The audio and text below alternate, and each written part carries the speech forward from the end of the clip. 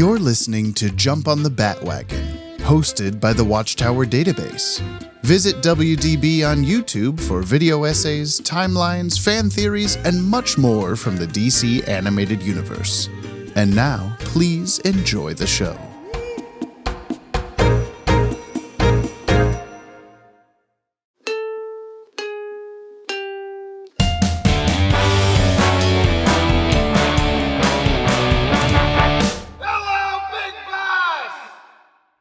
No, I'm not adjusted yet. I'm not ready. Don't turn it on. Don't turn it on. Don't turn it on. You're never ready. You weren't ready. You're never ready in this town.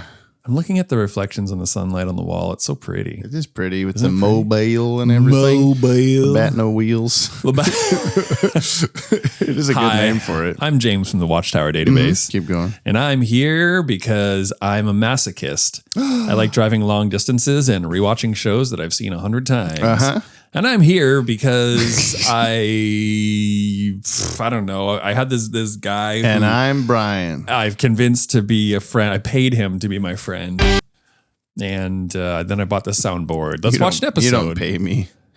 Damn it, you're right. In the controversial Airdate order. Oh, that's what I meant to say. So that he may view these shows the way human beings experience them in the far. Huh? You want to do it right? Jabwa 156. Greetings, babies, and welcome to episode 156 of Jump on the Bat-Wagon. Fuck yeah. I'm James from the Watchtower Database YouTube channel, and I'm here to show my good buddy Brian the entire DC animated universe from start to finish for the very first time, in the controversial Airdate order, so he may view these shows the way human beings experienced them in the far gone days of the 1900s. Saying human beings as Brainiac is actually pretty fitting. Also, listeners, we're very entertaining. We're so funny. Stick around. Subscribe. Likes, comment, subscribe. Likes, comment. Today, we're watching Batman Beyond episode Golem. This is what the people are here for. They sure are. I've had my head to the internet and I'm listening close. You know what I hear, Jamie? You know what I hear? I hear people saying, "We want Golem. We want Golem from Batman Beyond, from Lord of the Rings." Unless they're British Dylan Pollock, and then they're like, "Aye, golf. We want some Golem, please. We want some Golem from the Batmans of the other Beyond times. May I have some more Golems?" British Dylan Pollock. Why do you sound like that? Yeah, what the hell? That's so weird, Alex. How would you do it? Your prediction last time was that this was a clay bitch. Or a stone bitch, something like that. We don't use that word. Clay? Yes. Sorry. I think we made that joke forgetting. last time, we too. sure did. It's so funny we had to say it again. If you need to know where to report us, like to which sheriff's departments, send us a message. We'll let you know. Big Bus, Oregon. Yeah, basically. County. Big Bus, Oregon County. Washington State. New Canada. York, New York. Orlando, Florida. At the time of this recording. Oh, wait. No, it's not 101. Write to me, Stickly, P.O. Box 963, New York City, Oh, boy. New York State, 10108. This guy's old. That was from 1976 when Nickelodeons were invented. When you were 100 years old or something. That's so At funny. the time of this recording. For God's sake. 501. Oh, we got a message from Dylan Pollock. Hold on. No. Play it on the podcast no matter what it is. Oh, God. This one better not be. James, I'm not just a listener anymore. I'm now parasocial friend. How dare you call me the parademon? So went to 2 movies. Went and saw Companion. Saw that by myself. That was good. You saw that without a companion? Not with anybody there. Very good. I don't know if I call it Mood Watch Before You Die, but if you're gonna see it, don't watch a trailer. Don't watch anything, and just go see it because it's a cool concept that I think the trailer kind of ruins a little bit. Then I went and saw Heart Eyes with my mom, and no, I did not make out with my mom. So. That's good. That's weird that you just bring that up unprovoked, Dylan. What are other things you said? There was a lot about Brian's ass. Now I'm just thinking about Brian's ass. I don't know. Something about a house. It's your thoughts of the week from Dylan Pollock. Were these Jump on the Bat-Wagon episodes to watch before I die? Maybe the first one we did today. Yeah. But not the last one we did, which is Superman. Not the last one we'll do ever. I'm sorry. Who knows what it is? Who knows which one it'll be? Since your house will catch on fire while we're recording it. What? Jamie, don't put that kind of curse on me. Batman Beyond is streaming on Max and available on DVD and Blu-ray. Those are your dogs. And if you'd like to follow along, you can head over to bit.ly/watchdcau. Links in the show notes. I think Dylan made out with his mom in that movie. That's pretty weird. Yeah. Dylan, weird choice. This first aired Saturday, February 6th, 1999. 9:30 a.m. Kids WB, 1 hour after our last episode in Brightest Day. Aired number 4, produced number 4. Wait, I just realized we haven't responded to Dylan, so if you can just continue, I'm just going to press the voice record button. The writer is Hilary J. Bader. The director is Butch Lukic, which are both the same as last time. Wow. The music is Shirley Walker, and the animation is Coco/Dong Yang. These are all names that amaze me. These are names that Dylan, we say in the podcast that we're recording right now. You're not going to hear this for like 3 weeks. Buy us a coffee, Dylan. Head over to the link in the description to send us a Yoppie beverage, Dylan, and support the show. And we'll give you a shout out, Dylan, in an upcoming episode. And we'll plug Dylan's shit. We'll also do a push up for every dollar. My brain stopped working for a second. So send us coffee for our health and your entertainment. Today's Yoppie Bevs. Yeah. I'm getting to the website. Should we talk about British Dylan Pollock again? Oh, yeah. Boy, it's a Yoppie Bev, mate. They come to us Alex from is going to hate us. Mikey K again. Mikey K says, it's the Mikey K here. I have noted your comments about my lack of plugs with my beverages. I do not have anything to promote, but if you guys keep promoting mental health, that helps me plenty as my career is moving towards being a psychologist. Like Harley Quinn, maybe 50-50. So just keep doing that and we're square. Now commence the push-ups. It's 25 push-ups. Oh my God. Do we have to say any like nursery rhymes this time or whatever? No. Just 25? Yeah, just 25. Great. Then you're sending that whole thing to Dylan? Yep. Okay, sick. Just a minute and 23 seconds of bullshit. Sorry, Dylan. He's going to hear it again later. We're getting health. 1, 2, 3, 4, 5, 6, 7, 8, 9, 10, 11, 12, 13, 14, 15, 16, 17, 18, 19, 20, 21, 22, 23, 24, 25, 26, 27, 28, 29, 30. 25. I have no sympathy for you. Controlled breathing.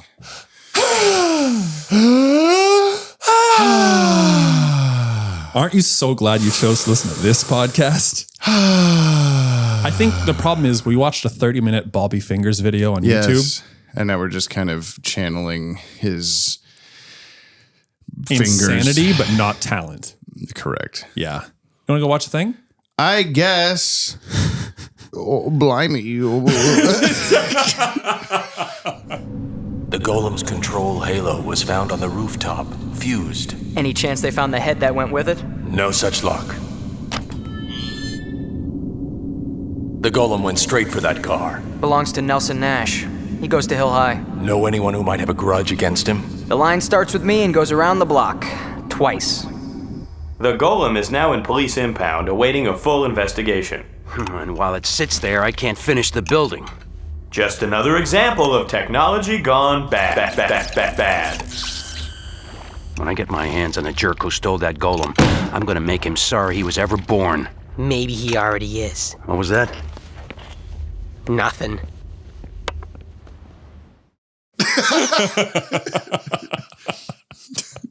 The shriek meant that I'm ready to go. Brian on It didn't even get no one heard it. No, I heard it. It was Laura heard it across the house. Yeah, probably. Yeah. Batman Beyond good, Brian. Damn, Jamie, what the fuck? What the fuck? Where's it been all my life? I think the thing for me is like, I'm sure it's gonna have bad episodes. Like I'm sure we're gonna encounter like less good episodes. Sure. But just like the amount of detail, the amount of like, you were like, they're trying really hard or whatever. Yeah. The amount of like people like dancing in the background at the dance and they're all doing unique dance moves. Yeah. I'm like, what the fuck are they like? They're like really putting a lot of effort into this show. Well, first I need you to tell me what the fuck happened in Golem Smeagol. Smeag. If you're wondering, what you just watched, take a listen to the synopsis. The short summary, which is sometimes kind of long. Ding. Ant. Kill it. Did you know, J-Man listener, that if you see a single solitary ant in a place that it shouldn't be, it is most likely a scout ant that is like looking for things to then report and follow a pheromone trail back and bring the rest of them. I can smell it. That peppery smell is just what ants smell like. It's not the pheromone butt smell? No, it's just That's the a ant. myth. Any ant. I've Any killed a ant bunch of ants in a pile one time on my kitchen sink. Smelled a lot like ammonia. And it just smelled real bad. Yeah. So that's what happened in Golem, the official synopsis. Okay. Golem. Golem. Not space. Future basketball. We got some future basketball. Okay. Willie Watt. Mm-hmm. One and for the record chocolate book. factory. Fuck and hell. Boy. He's a high school boy. Wow. Did you write that into the script? You must have. There was no script. There wasn't? No, we were just winging it the whole time. Holy shit. The Pokeball video that we made, it's called Dude Gets Stuck in Pokeball 2017 Gone Sexual or something like that. JTS Entertainment, go watch it. Anyway. And that's what happened in Golem. Great times. Willie Watt, he's getting bullied around and his dad is a jerk. And he's like, you should be less like a little wimp and more like these big tractors called golems. Tractors. They're big golem tractors. They're 2 to 17 stories tall. Fucking hell. At the start of it, I was like, oh, those are good like 15, 20 feet tall. Yeah, and Dad's stories. like 2 stories. And I was like, wow, okay, 2 stories. That's a big robot. And then by the end of it, it's like, It was kind of out the window. it's like 20, 30, 50 stories tall. This thing is bigger than most buildings. We're like, I was sort of back and forth of like, oh, it's, it's growing a little bit, I guess. And there was that shot of it like walking by like an overpass and it's like twice the height of the overpass. Yes. And we're like, oh, okay, well, never mind. And you can't even see the ground on the overpass. Yeah. Anyway, so Dad's like, hey, be not a wimp. Be like robots, metaphorically speaking. And then he's like, maybe I should just use robots to beat up my enemies. And so he starts to use, wow, that's a fucking cute puppy. Nice. Oh my God. So then he's, I'm not ADHD, And that's what happened in Golem. so he's like, oh, maybe I'll just use this robot to beat up my enemies. And then some bad stuff happens. And he's like, oh no, I've become like bonded with the robot. James bonded. And then Willie Watt and Golem robot decide to. Sorry, you didn't laugh at the joke I made. It wasn't funny. Oh. Didn't deserve laughter. You should leave. What? So he gets bonded with the robot and then they go on a crime spree. And then it is up to the beyond of man's bats. The Beyonder from Marvel Comics. Yes, to fix everything. And he does. And then we realize at the end of it, when Willie Watt is in like super juvie, that Future juvie. he's got some more powers and we will see him again. Why did they introduce the invisibility cloak thing of the bat suit and he didn't really need it for this episode? He used it once. Yeah, but I was thinking like, well, where does that come into the plot? I don't remember how he must defeat the Golem in that world way. Building. Well, yeah, but just you would think that they would introduce it in a way that I guess they didn't do that with the Batmobile necessarily, the Bat-No-Wheels necessarily. So I don't know, whatever. Anyway, the official synopsis for this episode is as follows. Worse than mine. Probably. Yeah. After being pushed around by classmates and by his father, Willie Watt gains the power to take matters into his own hands through a GLM construction robot. Pronounced Golem. Yeah. I was like, oh, what does GOLEM stand for? I remember it being an acronym. And then he's like, Galvanic lifting machine or some shit like that. And I was like, that's 3. That's some of it. Galvanic lifting machine. There we go. We figured it out. Yeah, I think I've slept on this episode. I don't remember it being. Really? Was it uncomfortable? Yeah. Well, that's the podcast. To the mail. No, I don't remember it being like as cool as it was. Like I don't. Jamie, I've this not whole revisited. show, The whole show. The was cool, whole show is show. gonna be cool. They said Shui finally. Yeah, they did. And Brian looked at me and he was pissed. I Get slapped used to him. it. I physically abused him, but he's promised he wasn't going to mention it on the show. He looked at me. I just want to really assert my dominance. Mm-hmm. What do you not like about Shui? That you like it. I don't like it. I just That's don't right. You not don't like it. You don't like it. Oh, you don't like it. And I told you right. to not like it. Anyway, this episode contains abuse. It sure does. Trigger warning. It had. Oh, those dogs. The dogs didn't like. Don't the like abuse. I'm sorry, dogs. Yeah, we had the like fatherly psychological abuse / grab his arm a bunch. Yeah, like actual abuse. And we had not so metaphorical. We had the Blade girl abusing the heart of Willie Watt and the make fun of him in front of people. It was very Veronica Vreeland invites Penguin to her party. Oh, come be at the thing. Oh, he said. Stop it, Ron. Jessica's really gonna hate that when she listens. Stop. You mentioned the shots of when they're at the dance and he's like taking one step up the ladder and then you cuts to the golem in the sewers taking one step. You're like, oh, there's a lot of really good visual metaphors in this. And we were just very locked into the episode. You can talk filmmaking while watching this show. Yeah. And then you get all like the silhouettes with the like glare, like Sin City. Did this come first or did Sin City come first? This.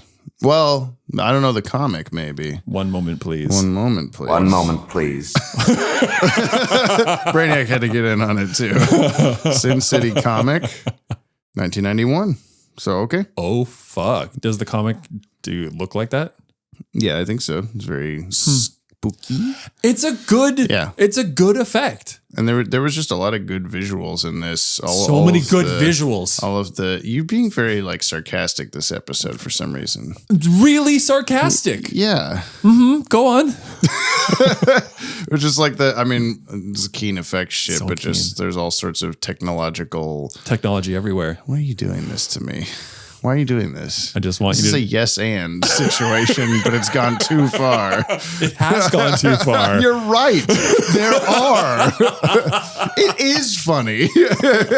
We are laughing at that. What did you like about the episode? I'll just shut the fuck up now. Yes. Yeah, I haven't seen it before. I don't know. Brian just latched onto the abuse of the episode. I think I've latched onto the gaslighting that wasn't there, but it could have been. Yeah. From the gas. He punched an electric line, not a gas line. And what did you say? You were like, oh, how does it work on something? Whenever the golem punched the electricity and then Willie Watt was being electrified also. I was just talking about how like it was transmitting a signal, like, sure, okay. Where did electricity come from? Yeah. I mean, I get did it travel over like RF or something, which I assume is how. Yeah. Did Wi-Fi exist when this show came out? I believe the comic booky like superpower denotation for this is technokinesis, where you can control technology. Dude, technokinesis sucks. I had to get that fixed up the doctor once. Oh, my brain. I just can't stop dreaming of techno music. That's what happens when you go to Burning Man, I think. Yeah. Or when you go to the Hamilton Hill High School dance. Yeah, same. That was grunge. They were playing grunge. A little bit, yeah. Callback. We got a message. I don't know, maybe this person is listening to this, but it reminded me forever ago. I think it was on Twitter or Instagram or something where someone messaged us being like, hey, of the Batman Beyond soundtrack releases, like, have you ever... where none of them have that song that's playing at the dance? Do you know what that song is? And whatever. And I'm just like, I don't think it's any like... I think it's made for the show. I don't think it's any actual, real song, quote unquote. But I don't know. I've never heard it anywhere else. Can you like Shazam that? Does that still exist? while the episode's happening, I'll probably just go like Batman Beyond episode 4 Golem. Brian's peeling his finger off. Why'd you do that? It's fine. Why? He's pulling a knife on me again. He's always pulling knives on me. I don't understand. Why would he do this? I expected the glue to stay on my finger, but it ripped the glue off, so that's fun. In general, I just didn't remember the story being as good as it was, I guess. Okay. Like I just kind of wrote it off as like, oh, it's not like one of the flashy, like costume villain episodes or whatever. but then it ended and you're like, that's an origin story or something like that. Like you were like really excited about it. And of course, Laura was like, of which character? I'm like, the one we just watched. Oh, I thought it was, because you presume that it must be much like Batman or Superman. Like, oh, this is some comic book thing. When it's like, no, they're just making shit up. Does he get a new name? Is he like Watt Man? No, I don't think so. Mr. Watt. Willie Watt. Yeah. The Watt. The Watt. Big Watt Wattage. It's hard to talk about the things I liked about this episode without just being in Keen Effects immediately, because the majority of it was just like there was so much good visual stuff. Well, but, we can say like good writing, good visual metaphor, which we haven't really had most of the shows up to this point. Let's talk Keen Effects. Well, let's do cast first. Let's go in the order we're supposed to go in. No. Oh, okay. We're being rebels this time. We are being rebels. Yes, we are. What? Why are you looking at me like that? Every single thing on screen, Keen? I don't know. Well, the first thing was when they're fighting in the like mall parking lot or whatever, and that smoke wrapped around the car. And oh my God, yeah. I just went like, oh, that's cool. And then you're like, that smoke wrapped around the car so nice. Like oh yeah. And then everything, every smoke or electrical thing, like even just him standing there in the hallway at the high school looking at his hands and there's like electricity zapping between him. Yeah. I was just mentally comparing that to like a Livewire episode or something like that where we would have seen similar stuff. And it was just, like we talked about before, just felt very much like they're just trying really hard. Like, oh, how can we do that thing we've already done better or whatever? Yeah. Well, that was like the fire too on the like roller coaster or whatever scaffolding they were on at the end. Thing, yeah. And like the like fire explosion thing goes through, and it's just like very. It didn't look like fire. It was just like a paper cut out 2 levels of fire, but it was like super artsy and very like morphing, and it was just like so detailed and contrasty and punchy, and it was just like the perfect effect. It had good physics to it. Yeah, it didn't wasn't just like, move like a cloud or something. Yeah, it wasn't like this reused explosion come from the lead factory from Pull My Finger or whatever. From Grow My Fingers. Grow My Fingers. I think that Coco Dong Yang must be like learning also, or maybe they're storyboarding it in a way where they're like explaining harder or something like this is what we want or something, because typically we'd be congratulating TMS for something like, oh, the smoke was so good, the fire was so good, or the movement of Inkway was so good, that kind of stuff. And then now we're doing that with Coco Dong Yang, which we're like, okay, good job. Yeah. And it's just like every second of it. There was like one moment where Willie at the beginning was like kind of like jittery animated. Yeah. And it's like, oh, yeah, here we go. Like 6 steps every step or whatever at the start. We're like, whoa. And then the rest of it was perfect. Yeah. The close up of his eye, like his pupil dilates, and then it turns into like a I don't know, motherboard looking thing. Yeah. And there was a bunch of motherboardy close ups like that that were very keen. Yeah, like multiple layers and like the camera zooming over him. Yeah, like, his eyes coming in. Or that there was also when the Golem is trying to track Batman in the scaffolding, and it was just pure red background, black silhouette of Batman, and he's like zooming in on him and stuff.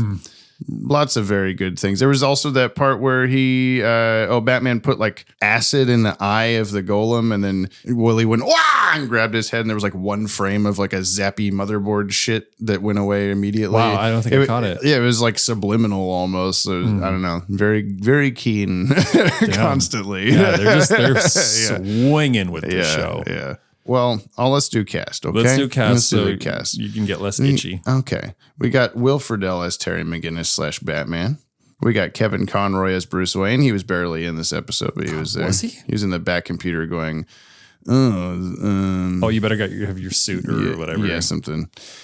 He said something. Scott McAfee as Willie Watt. He was previously Chris Carlisle in House and Garden, one of Poison Ivy's fake plant children. And also Norton Antivirus. Yes, of course. Scott McAfee of Norton Antivirus. What is that McAfee guy's actual first name? Scott. Is it really? Fucking better be. I feel like it's something. It's John. As a kind of awesome. John. Seth Green as Nelson Nash, which for some reason you thought was. I couldn't remember the Robin Dick. Lauren Lester. Whoa! Oh shit! Oh shit! Who's coming for your job?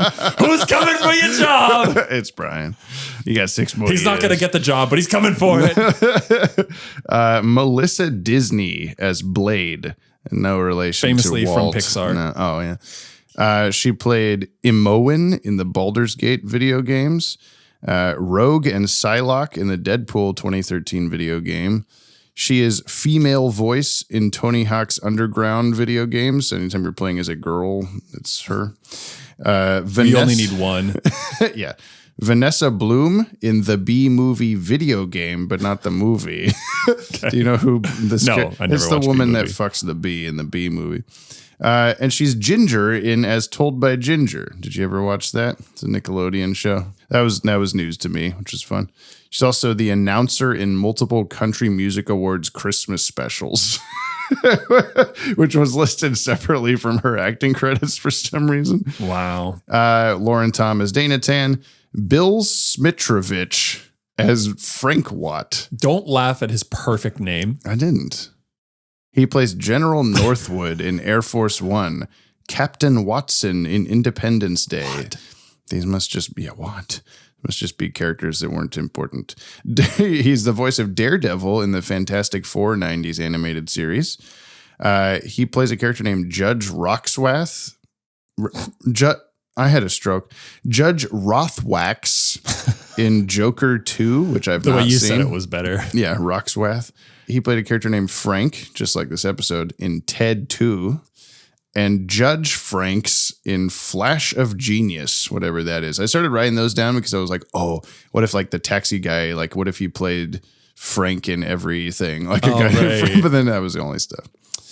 We have Greg Berger, with 2 G's, Greg Berger, as Golem Controller. He was previously Vinny the Shark in A Bullet for Bullock, manager of Round Clock Pizza in The Late Mr. Kent, and Agent Number 2 in Where There's Smoke. Jamie, we've really gotten around. Yeah, there's a lot of guys.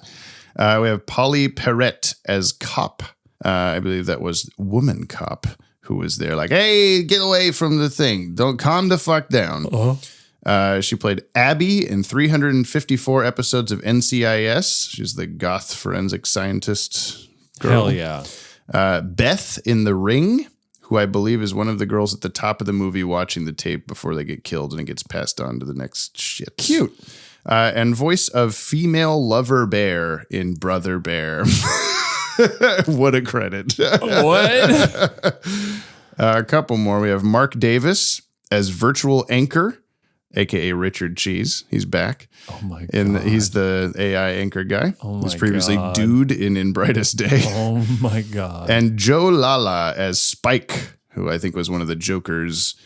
Previously Dickie the Thug in Bane, Electrician in Fun and Games, Maitre D in Identity Crisis, and Gunrunner #1 in You Scratch Moy Dick. my back. Sorry, I had a stroke again. Oh, fuck. Let me Can tell you you go the to the trivs. hospital? Yeah, I will. After I tell you the trivs. Okay. Batman dumps Frank Watt in a tub full of dolls, which you caught look suspiciously like MODOK. Before we go on, what do you call a triv that is just like too obvious to be a triv? Neat. Oh, because we would. That's what I've removed them these days. But neat. Yeah. Well, I was just thinking the whole like fact Why? that his last name is Watt, and then he's got like an electricity thing kind of thing. You know, it's like like watts, like the unit of measurement for. I'm kind of surprised that wasn't on the DCAU wiki because sometimes stuff like that is. His name has 2 W's. It's alliteration. Oh yeah. Like, so I feel like that Watt thing seems like a throwaway, but there's like someone who's like, oh, I'm not an electrical engineer and I don't really look at like schematics for things. I don't understand like watts and volts and amps and all that shit. Mm-hmm. So like, it's like maybe helpful, but like 99% of the people. Fuck. Yeah. But yeah, you recognize the MODOKs. They also have Bruce Timm's face. They all like whenever Bruce Timm draws himself as like a cartoonified version of himself, like he's drawn stuff where it's like just a I don't know, very cartoony Bruce Timm like sitting there drawing something as like his little like caricature of himself. All those MODOKs have that face on them for whatever reason. Batman also catches Nelson and swings with him in a pose very similar to the cover of Amazing Fantasy 15, the first Spider-Man comic, when he grabs him and he's like, thanks. And he's like, you're no problem, and drops him in the water. That whole thing. No, don't mention it or Spider-Man, something.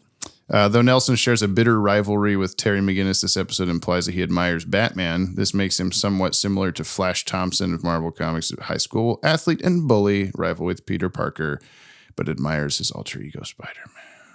Wow. Spider-Man stuff. The episode title and the title character are based on the Jewish folklore legend of the Golem, a giant statue brought to life from clay or mud to protect against persecutors. I can't believe I verbatim predicted that. You knew that. Yeah. Damn. You did actually predict it pretty well. Yeah. It's a rarity, but it happens sometimes. Rock bitch. And what was the second one? Clay bitch. According to Moment magazine, the Golem is a highly mutable metaphor with seemingly limitless symbolism. It can be a victim or villain, man or woman, or sometimes both. Over the centuries, it has been used to connote war, community, isolation, hope, and despair. You know, there's something there because I think that apparently nothing. My brain just stopped working.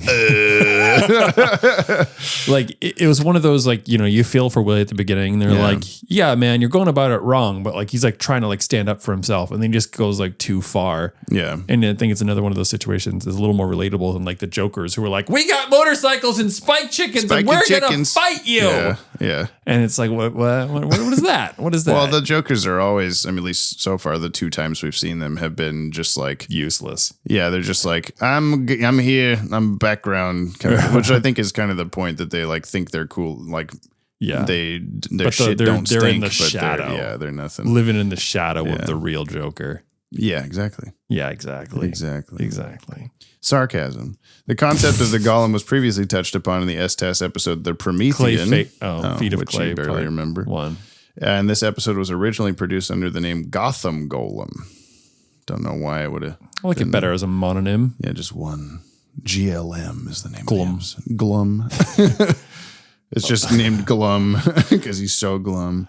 Man, what other... let's be real for a second.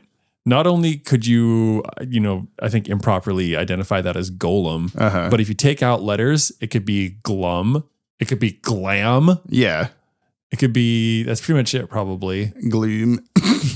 Gloom and Vileplume from Pokemon. The episode shares many similarities with Stephen King's novel Christine. It's the car one, which tells the story of a car, 1958 Plymouth Fury, apparently possessed by malevolent supernatural powers. High school outcast becomes obsessed with the car, unaware of its sinister nature. He suddenly has the newfound confidence to stick up for himself, going as far as dating the most beautiful girl at school, even as the mysteriously restored Christine systematically and terrifyingly consumes every aspect of his life. The heroes of the story soon realize that they must uncover the awful truth behind a car with a horrifying and murderous history. Okay, Except that so he now, controls the Glum. Now I give you my synopsis of Christine. Of Christine. Yeah. Okay, so we open up and like there's just this fucking guy. Yeah. Actually, I don't want to do this. Okay, don't. Okay. Despite liking the story, Bruce Timm said an anime fantastique number 4. You don't say that too often. So this episode made him never said that sentence. Episode made him realize the writing staff needed to spend more time establishing Terry.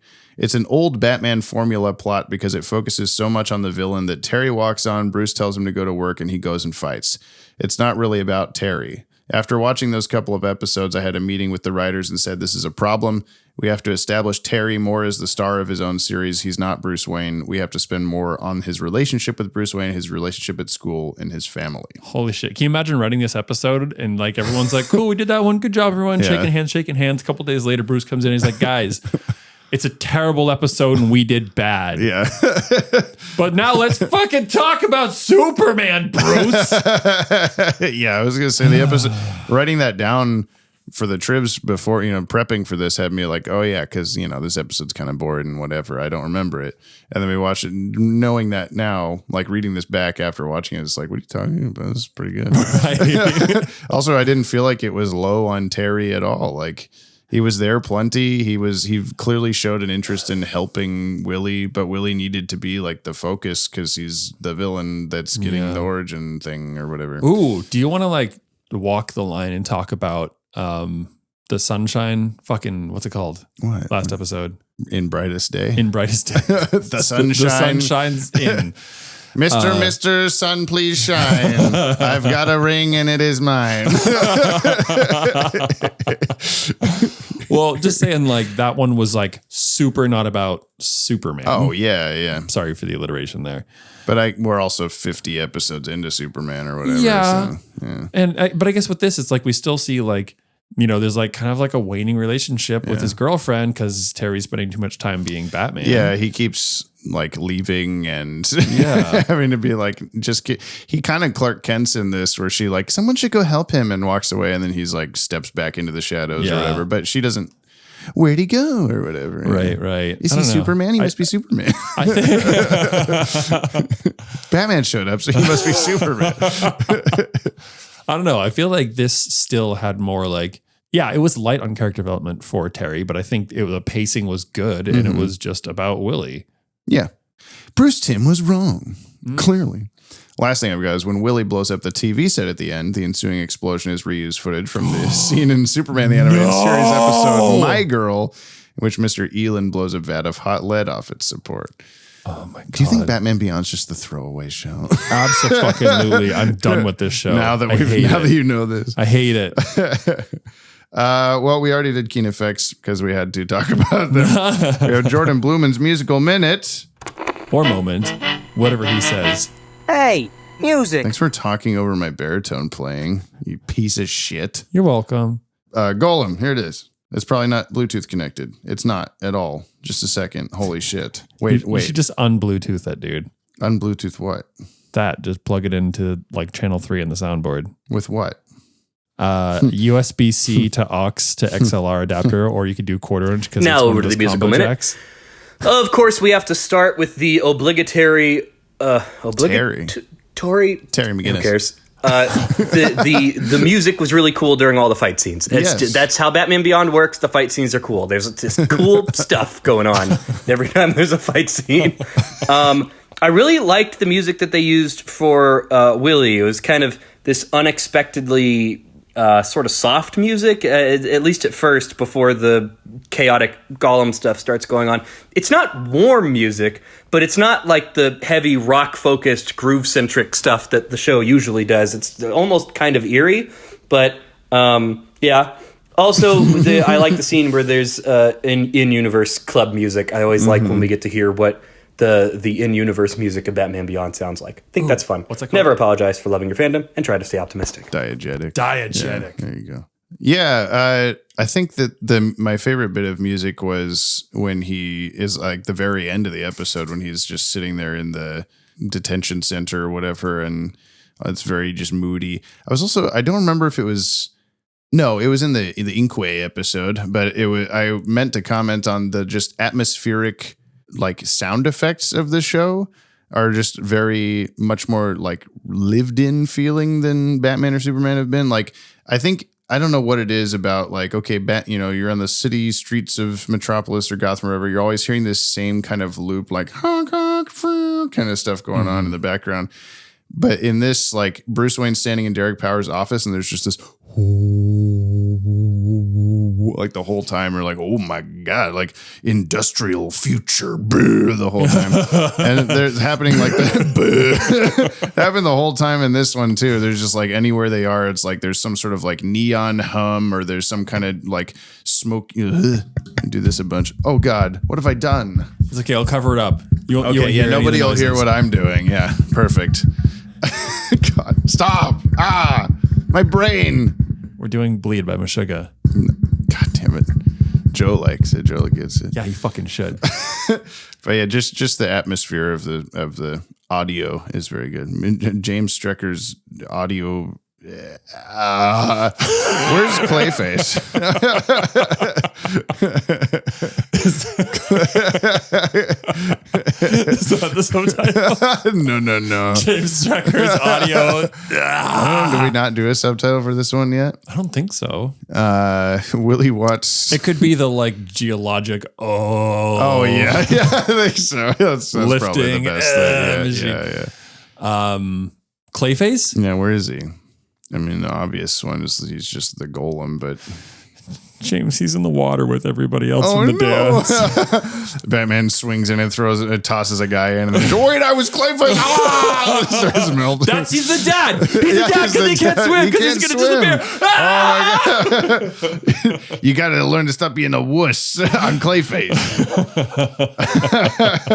Okay, yeah, that works. Have for we me. done too many episodes in one day? Things are getting nutty. Whoopsie. Well, it's time for Batman's usefulness. What did Batman do?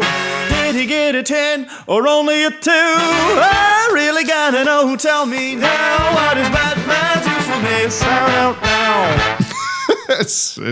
I made it, so I'm being very, but I'm like, Dude, it's so good. So fucking good. I really do proud. want a full. Yeah. Everybody from Legacy to my parents and me on the brass to Joe on the drums is very good. Yeah. We're going to need like do we have any saxophone players out there? My mom. Oh shit. Okay. Well, Mom, we need a solo. We just need like a few more verses. Just keep going. Keep it going. Yeah. Damn. Usefulness? Yeah. Good. Yeah. He did all the stuff. Yeah. He avoided that basketball with his head. He moved his head like Han avoiding Greedo. Well, bam. The kid he said, move first? McClunky, and then threw the basketball. Are you seeing the McClunky cut? No. A very quick explanation. You know, the whole thing where they keep redoing, he keeps re-editing that scene to be like, oh, now Greedo shot first. Now he moved his head really awkwardly out of the way. Yeah. So there's a version now on Disney Plus that apparently George Lucas edited one more time that scene before selling it to Disney years and years ago. But it only surfaced when Disney Plus existed because it was the first time they released the next version. It's unknown if Disney knew about this or if they just put it up or whatever. But Greedo now says McClunky before he shoots, and then Han Solo shoots him as if it's like an insult. YouTube. And there's no subtitles, so it's just like, is McClunky like a slur that he's saying at him, like he's calling him something. Yes, I bet you have.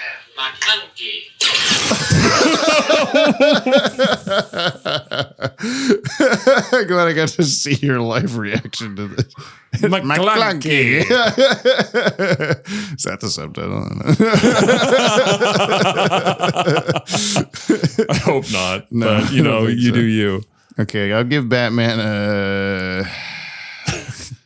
McClunky. McClunk, 7 McClunkies. And maybe like 7.5 Modoc dolls out of 10. Okay. I'm gonna go a little bit higher because I think he did pretty good. Okay. I'm gonna say 7 point. You said 7.5? 7.6. Yeah, that makes sense. 7.6 students in the water. Oh no! Because one of them was Clayface. He's losing his integrity. Okay, we have Thoughts of the Week with Dylan Pollock. Coming up next, it's another guest appearance from our favorite visiting superhero. Dylan, you son of a bitch. It's never not going to make me giggle. It's also very funny that we have we're recording multiples of these in one day. Yeah. So we've heard that like 3 times today now. Yeah. All right, for Golem, not Willie's precious getting destroyed at the end. Filthy Batmans. It's time for the Thoughts of the Week from Dylan Pollock on Golem, or My Pet Monster, or The Big Friendly Giant. Willie Watt is such a superhero name, like a Peter Parker or Bruce Banner. I guess maybe that's the point? Is it like a play on that? I don't feel like I needed to point that out, but I did it anyway. Anyway, the camouflage thing, surely we will never feel as if Terry should have used that more often, and he's just forgetting about the fact that he could turn practically invincible. Words. Invisible. I like how even at the dance, Nelson is wearing the exact same clothes. Everybody else is dressed up. Except also, Terry. Blade kind of sucks. Also, Willie's dad sucks. Also, everybody really sucks in this episode. And maybe it's just the giant mech suit, but this feels kind of anime-y. I don't know. Maybe that's just me. It is, yeah. Now, time for the question of the week, which is not anime. James' favorite part. Oh. If you were going to fuse with a piece of construction equipment, which would it be? A jackhammer? A crane? A traffic cone? Okay, I love you. Goodbye. Traffic cone. Just Gary's modding a traffic cone around in the air. Fuck, I don't know, man. Think about this before you answer, Jamie. You know how everyone's like obsessing about being forklift certified? Ooh. What if you could be a forklift? I'm going to be the forklift. Yeah, I'll be a forklift. I Fuck guess. yeah. Yeah, high five. Well, I can't do what you said. No. So we could both be forklifts. There's more than one forklift. Dylan, you son of a bitch. Give me one of these. I'm in. Yeah, sure. Double forklift. Double forklift. And we can sword fight. What?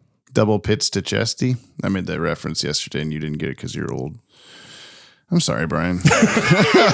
You're right. Sorry. I'm old. Books or hip hop? He's staring at me in a fashion. Yeah. Most uncomfortable. Yeah. Hip hop. Books. Specifically of a comic variety. Christine by... or that. Wow, it's like double books. By, holy shit. Stephen Sting. King. Stephen Sting. There you go. We could put on a top 10 for Batman Beyond. Yeah. Did you make the thing? Yeah. And more or less, I didn't kind of organize it very well, but it's there below Superman now. McClunky. Or below New Batman Adventures, I mean. I'm going to put this above Blackout, below Rebirth. Yeah, I'm going to do the same. Yeah. I didn't think I would be doing that, but it was like I didn't think you thought you were going to put it at the bottom? Well, I mean, of the three so far, I didn't think that like Blackout was bad by any means. Like, you know, we talked about it already, but it just felt like this one was stronger in like Inkway animated very well, but there was just a lot to grab onto in this one, much like a big golem claw. That was a little weird at the the concept of like he's wearing the Geordie LaForge thing on his face to like he moves his hand in this way, the golem does the exact same motion. And then once he like fuses with it technokinetically, he's like, oh, I can now where you're just a part of my soul or something. And he's not doing the exact motions it's doing. It's just kind of mimicking him. But then at the end, he is like, he'll thrust his arm out and the thing will go, ha, and like shoot its claw hand off or something. And it was like, are you controlling it or are you just like suggesting? I don't know. And then also, Laura had a good point. Oh, GLM. I like that. I'm funny. Laura had a good point of like, every time Batman or somebody hurts the golem, he goes like, ow, my that body part. Yeah. But then when they rip it into pieces, I was like, holy shit, is he gonna like die? Like, is he? He just cries. He just goes, no, my friend. Oh no. Should we talk about again like visual metaphors? And this one is like really low hanging fruit. This is maybe fruit that's on the ground. The fact that, and you know, you could kind of tell something was going to happen because Willie's outfit like perfectly matches the golem. Oh, his like tux. His vest is the same color. I see what you're saying. He has the whole a time. Big clunky silver belt in the same position that the golem's McClunky is in. Yeah. I mean, it's like, yeah. I mean, the episode's called the name of the robot that you meet 2 minutes into the episode, so I guess it's probably yeah. But I mean, you kind of like, well, something's going to happen with this kid and this thing because they're twins, except one's a nerd and one's a robot. That's true. Which one? You'll never know. 50-story robot. 2 to 77-story robot. Okay, well, that's all our thoughts on the episode. We'll go hear other people's thoughts on the episode when we come back. To the mail. We're going to go to the mail. We're going to go to the mail. And I'll tell Brian the name of the next episode. Let's do the mail. Okay. Okay. I'm ready for mail. All right. Mail time. Mail time. Doopity-doo. Did you get a 10 or only a mail? What?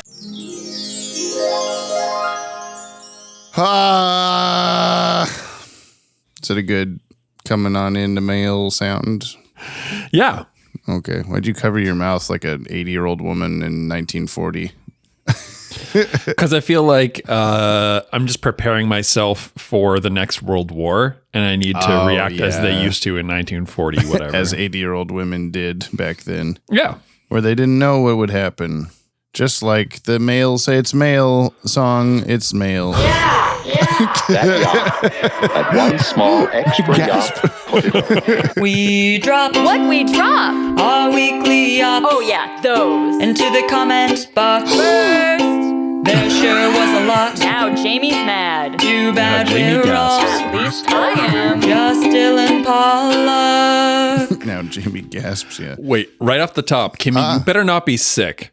Jamie, tell her. Okay. Oh, Kimmy, you better not be sick. Yeah.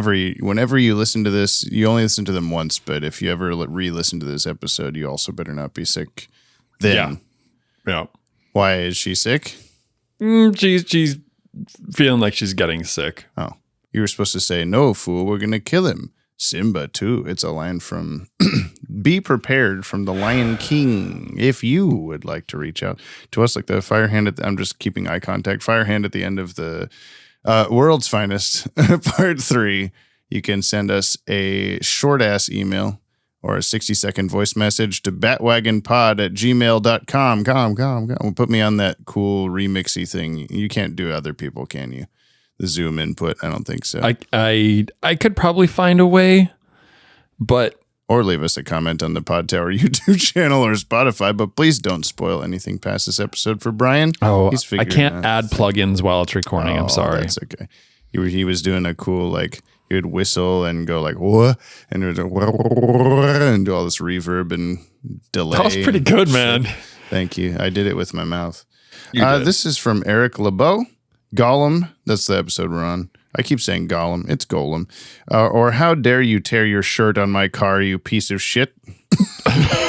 I'm sorry, did that happen? And I don't remember. That did happen. Willie Watt walked up to Nelson Nash's expensive car and he tore his own shirt on it. And Nelson Nash said, "Hey, fucko, get away from my car." That's right. I remember the "Hey, fucko." Yeah. Nash is totally one of those guys who, after running over someone, would check their car to see if their bumper was dented before checking on the person. The bumper's the front part of the car, right? I wouldn't know because I don't fuck cars. Honestly, I was half expecting him to tell Willie this. You have to treat a car like you treat a woman. Speaking of toxic masculinity, I'm glad this episode showed a lot of major issues with that outdated mindset and how it can lead to a lot of shit in the long run. It's really solid and really makes you feel for Willie. But I seriously have to ask, how did you lose a 2-story golem twice? Until next time, support the Patreon and keep calm and yop on. All right, let's check on Crux. Yep, nope, he's still transforming. At least he's finally got a shirt on. You smell that guy from Central City. Smells like tiny gloves. I hate that smell. I love that. Let's check on Cry. He's still changing. Okay. A week later, yeah. He's still just slowly rotating as sparkles are going everywhere. I do want to see Clayface. Okay, to my animated-minded friends out there. Clayface Illustration doing a Sailor Moon transition sequence. Just before the sequence ends and she's like full Sailor Moon, I just want Clayface with like the head thing, maybe the hair, certainly the mini skirt. But he's still got the same like super wide build. Oh yeah. Rectangular, yeah. And I don't want him like Sailor Moon the whole time until it's that moment where he just whop into the end of it. It makes Foley refried beans sound effect.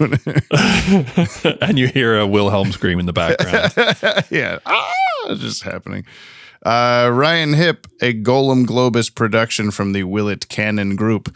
My thing wasn't played last week, which is totally fine because it was mostly just shameless promo for being on Dylan's show. God knows he doesn't need any more of that. But there was one little bit that I planned like 2 years ago that I really wanted to make sure got on the show, so here it is. In brightest today, in blackest tonight, no evil shall escape my wife! Thank you!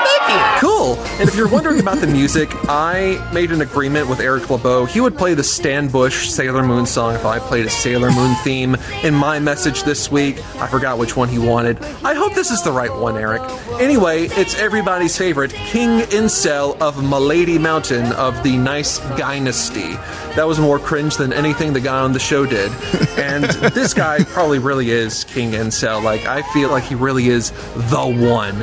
And since we're in Batman Beyond, which is the Incel show, will you guys do me a favor? Do the Bat-Wagon Incel tracker. Keep tally of these guys. Do it just for me, the ultimate Incel. Wait, what? Well, we've got at least 2 now. Insult Tracker 99. Yeah. What year did the show come out? Golem. What? What year did it come out? Yeah, 99 so far. Yeah. Wow. That's perfect. You got it. Dude, look at me go. Yeah. Look Not at only am I doing some like a big rubber band behind your head. some like shoulder rehab It's stuff. probably making like a. I don't think so, man. I can't hear it now, but I'll hear it later. No, you won't. Everyone should also be careful with putting background music in their shit because last episode got demonetized by Kyle's message for Hans Zimmer music that he put behind his Green Lantern oath. God. So, and he knows that, but I'm just going to razz him again on the podcast so everyone knows it was Kyle's fault that we didn't get another like $2.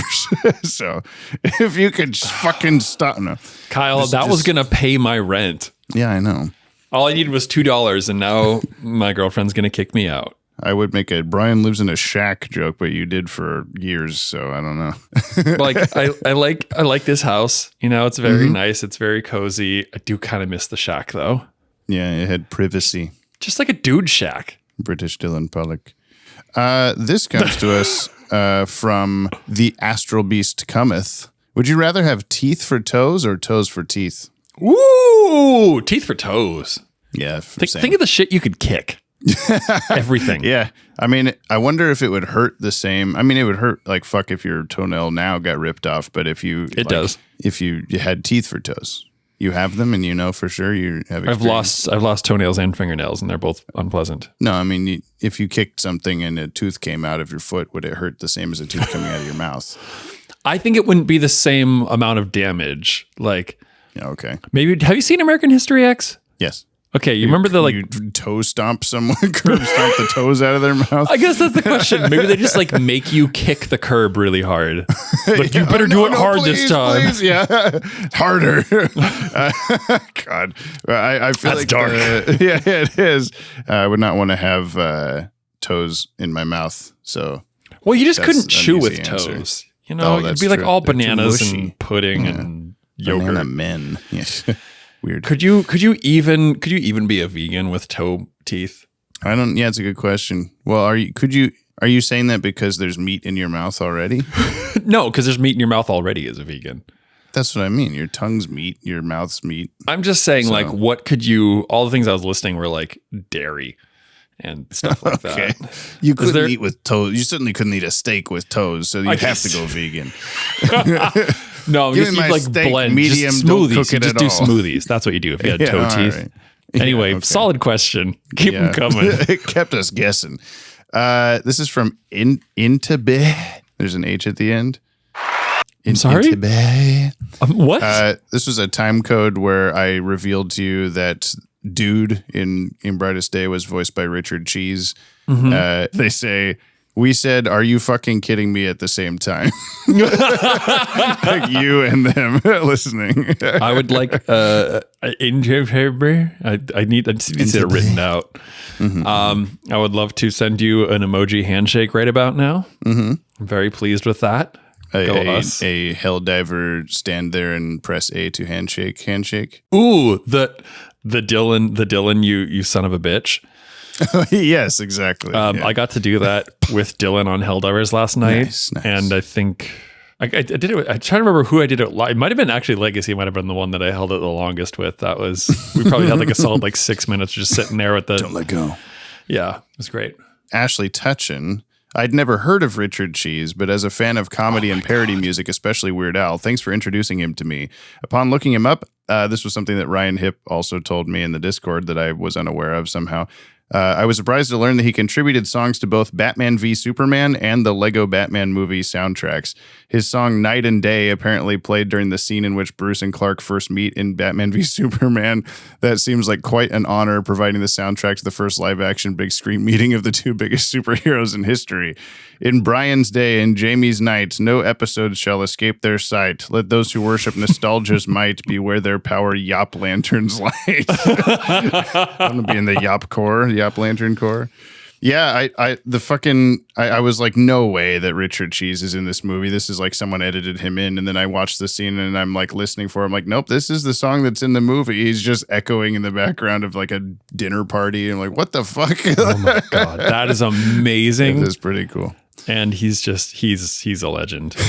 Yeah. Wency 209, my favorite part of In Brightest Day or Must Resist Making Ryan Reynolds Green Lantern joke is when Green Lantern said, "It's Green Lantern time," and greened all over Superman. Peak fiction right there. Thanks, Wency. This is from Neo Gotham Tourism Board. New Golem. Hi there, bestie. Just a fun thing to do in Gotham this weekend. Hey there, Gothamites. It's your old friend here at the Neo Gotham Tourism Board talking about fun new things to do in the city of Gotham this weekend. You can get on down to the docks and see the Golem. For the first time, maybe in all of recorded human history, we can move a shipping container from one place to another place, much like a crane, actually, but cooler and more exciting. And it has two legs, so we could, like, I guess, trip and fall, which a crane can't do, and it connects directly into your brain and could give you a horrible aneurysm, which a crane can't do, and I suppose it could go crazy, which a crane doesn't do. Why did we get rid of our cranes? We gotta have future cranes with legs. This is a serious point, though. Mm-hmm. Like, I mean, really, like they're doing crane work, but I guess it's a little more like analog in a way, and you can move it more in 3D precisely space, I guess. You're not swinging it around. And I would ask, shit, that's a really good point. Any crane operators listening, would you rather have a big like round robot that you sit inside of, or that you control with a Geordie LaForge band? I guess is what you do. You're not even in it. What would you rather do, Jamie? Neither. Emmons1, Biff is asking the wrong question about what's weird about Lois's behavior. Like when Clark leaves the room. It's less that she doesn't notice Clark is always missing. It's that she wears the same clothes to work every single day of her life. Although I think she's had some red blazers. She doesn't always wear the purple one. I mean, I would like to revert to the Doug Funny economics of clothing. Yes, exactly. Yeah. Open up the closet. There's 50 Lois Lane outfits in there. Yeah. Honestly, I've felt that way before. Wasn't there an episode where Roger makes fun of him for always wearing the same thing, and then he like comes to school in like a Halloween costume of some kind, like he's just overdoing it? I may be thinking of Hey Arnold or something, because they both did that. That sounds a little more Arnold. Yeah. Mr. Misfit, anyone that knows what I'm talking about, let me know what it is so I don't go crazy. You're Mr. Misfit 5111, I think is a new one. Exceptional start to a podcast. It's like I'm back on my school bus and the two guys in the seat in front are talking about stuff I have no understanding of. Excellent listening experience. Thank you. Did you just start like now? Did you start with Batman Beyond? But the last episode started with me singing Pink Pony Club and then you saying fuck your pop music and all this stuff. So like, who knows what's maybe going it was on at that any given reference. time. Okay. I don't know. Who knows? Last verse is Mark Aquino, Golem, or Another Day, Another Incel in the DCAU, or Must Resist All Temptation to make a Lord of the Rings joke. Well, it's too late. I've already made like 50 of them. If I had a nickel for every time Warner Brothers Animation released something in 1999 that was about a lonely young man and their giant robot friend, I'd have 2 nickels. You know the rest of the joke. Yeah, Anywho, Willie Watt looks like an Alan Cummings character from the James Bond movie GoldenEye. I am invincible. Yeah, he does. My God, he does. He does. He's like a dead ringer. Immediately shot Wait a minute. after that. Wait a minute. What year was GoldenEye? 95? No. Oh my God, maybe. Oh my God, 95, so. Jamie. Hell yeah. I'm going to give myself one of those. Oh my God, what a piece of shit. Do I need to rewatch that movie? I could add it to our list. Don't you fucking dare. I like the moment where Terry tries to convince Willie to not kill his father. Very subtle character development. You wouldn't notice at first, but I appreciate that sort of thing. Great uses of shadows in this too. Not a whole lot else to say. The episode was just fine, if I'm being honest here, but it had its moments, as previously mentioned. You know something? I'm actually starting to not mind when I don't have a lot to say in these comments. It gives other folks more opportunity to share their own feelings that might not echo my own. It's what makes this Yoppie-ass community of ours so great and varied. Yoppie-ass community? A community for your ass. Boss, biggest bear hugs to the #1 podcast host in this here multiverse of ours, John Doe and Bombardin. Burmberger. Ambilgo. Praise to our Lord and Savior, Dylan Pollock. Keep up the great work on your own podcast, and remember to tell Gab that she rules. Likewise to all his loyal disciples, all the names. And of course, all the awesome sauce listeners of this Yoppie community of ours. You're all the absolute best. Don't you ever forget that, Brian. Okay. Loved the most recent Watchtower video, James. If anyone else hasn't watched it yet and your name isn't Brian, go check it out. Well, Brian Maneely specifically. Fuck, I'm both of those things. Oh, I know. Speaking of, I do have to ask Brian, what is it with you and uncommon names? Her name is CCH Pounder. Why does that boggle your mind so much? Also, what does it not boggle yours? Your seething hatred of pop music makes me want to listen to it even more now. You can't tell me what to do, old man. That's Till fine. next week, futuristic smoke bomb. Are you drinking a beer at this time? You know what I'm drinking, Jamie? That's a cock bowl. Like it. Penis. That's funny. Thank you. It's a ginger beer.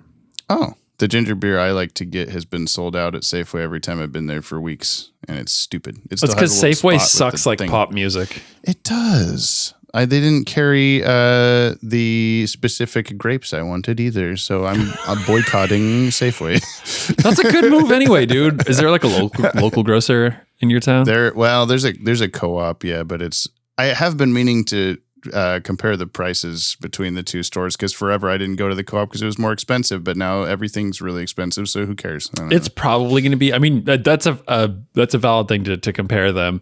The bigger stores was that the economy of scale, like it'll always be cheaper. Yeah, but one generally doesn't give money to billionaires, so I there's did that. get a $4 dozen donuts at Walmart though the other day, so. You don't need a dozen donuts, Jamie. No, I ate probably half a dozen donuts. It's okay that way. Can I have half a dozen donuts? Oh, let me throw them up like a mother bird for you. Jamie, I'm hungry. Give me your donuts. And now we're back, I guess. From the mail. We did the mail. Whoa. It was a mail. Do you remember when I was being annoying about mail before the mail? Yeah. Brian's a dog. Yeah, sometimes. He spends so much time with them. He's becoming one, much like the Golem. You should see all this hair. The episode's called Max. He's controlling Max. Do you think Max would do what you want him to do if you were psychically connected to him? Or would he be like, oh, no, and just lie down on the couch? I think Max would want to do his own thing more than Rose. Rose would be thrilled if we could be like psychically linked. Rose would be thrilled if I could control her every action. She doesn't want to do anything on her own. No, she's one of those dogs that I think like wants to be in my skin. Ooh. And so I think that she would be super happy to like have a linked brain. I could just reverse it where she's controlling you. That'd probably be better. She kind of does. Yeah. Okay. The next episode is called Meltdown. It is also Batman Beyond. Meltdown. 2 words? No. Blackout. Meltdown. What year is this produced? 99. Same year as Chernobyl. There's going to be, I'm willing to bet there's going to be like a power plant, like a nuclear power plant. Power, you say? Yes. Why? Maybe that's somebody's last name. Austin Powers! Yes, he's come to the DCAU finally. I just have the Austin Powers theme on a button already. Start instantly playing the Bossa Nova something. Soul Bossa Nova. Soul Bossa Nova by that guy Quincy Jones. Who is black. Dead. And what else? The father of Rashida Jones. Oh yeah, you're right. Who's in Parks and Recreation. Oh, is she? I didn't know. See me being funny again? Yeah. Isn't that funny? God, I'm so good. He's being controlled by Rose at this very time. dog humor. Do you know Quincy Jones? I try to speak like Scooby-Doo or some shit. What happens in Meltdown? There's a power plant? Is that your guess? Well, I'm guessing. Okay, so Powers is nuclear in himself. I didn't really think about that. I think his identity is going to come out as Green Man, and then he's going to be like, I'm Green Man. He's going to be like visual that no one can see. If he doesn't put his arms over his hand, like kind of palms to the heavens ish, and go Green Man, I'm going to be. Then my prediction is completely wrong. Okay, but if not, then it's completely right. Yeah, Green Man. I'm Green Man. And Batman's like, oh no. Now we're going to start predicting the subtitle for the next episode. We did that last time too. Before we even watch it, it's so far removed. What was the last one I predicted? The sun thing, I think. I don't know. No, it was for Golem, right? Was it? I don't know. No, we don't remember things we say. What did you remember say? Everything we watch. Well, that's the show, everybody. Everybody, that was a show. What did you think? Tell 3 friends. Tell 3 friends to We're not tell fucking 3 around friends to this tell week. 3 friends.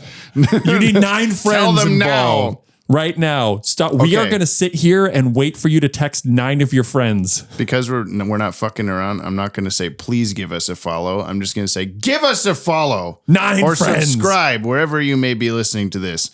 And leave us a 5-star review on your podcatcher of choice. Yeah, You'll damn well hear it read on the show. Yeah. Yeah. Not thank you. Everyone We're not listening even going to thank you. Everyone Just tell listening in your the friends. description has musical themes they wrote. And they make no, I can't do this. And thank you to them and for and helping make this podcast as yappy as it can be. Go check out their stuff. Tell 3 friends to tell them to listen to the podcast. And thank you, of course, to you, the listener, for telling 3 friends to listen to the podcast. And then telling 27 friends, because we're doing like 3 cubed. Oh, yeah.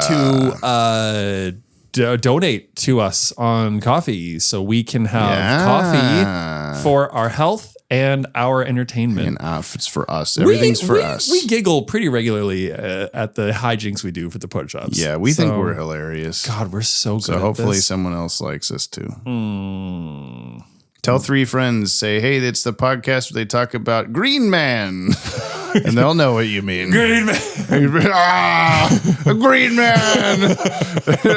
Batman goes, oh my God, Derek Powers was Green Man the whole time. And then Dylan Pollock says everything that we said. Yeah, he'll The say end. Green Man somehow in his Meltdown voice message. Well, he has. Right, because he's already done it. Like, he's beaten us to it. He's already recorded it. So I'm sure he will say it. Yeah. He's got another voice. We got to listen to another voice. If he does message. say Green Man, what are we going to do? I don't know. End of the podcast, I guess. Leave. Thanks. Bye. Okay. And the Golem has been completely dismantled. As for the young thief, he's been sentenced to 3 years in a county juvenile facility. Change the channel, Twit. In other news, I want to watch things wrestling. are looking up for Gotham's home team. And now with the weekend weather outlook. What the? Ow!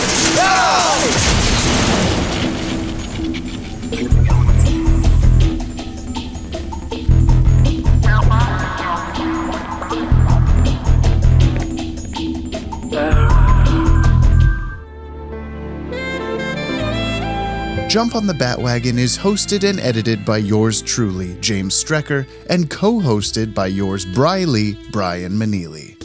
This podcast is brought to you by the Watchtower Database, your one-stop shop for all things DC Animated Universe. To send us a Yoppie beverage, nab some sick show merch, or support us on Patreon, you can visit the links in today's show notes. And thank you very much. Please leave us a 5-star review on your app of choice and follow us wherever you listen to never miss a new show. And we'll see you next episode, same PP time, same poo-poo channel.